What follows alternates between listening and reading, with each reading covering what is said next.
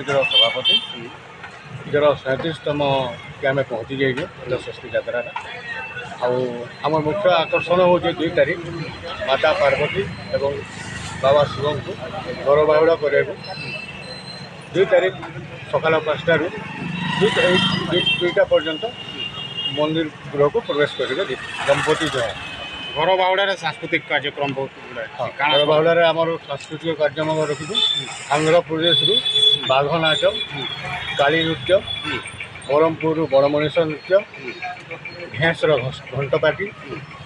भेंस पाखे आ 2टी गाँ अच्छा गोटे लिंगा नाच आ गोटे आमर मेलोडी से झील मैंने भी नाचे आ3टा रथ 2टी आमर बाई नृत्य हम 3टा रथ घंटपाटी तापर ये आमर भांगड़ा बाजा आउ शिव पार्वती गोटे तांडव नृत्य गोटे रथर हम आम प्रभु जगन्नाथ भी आम प्रशासन में भाग ने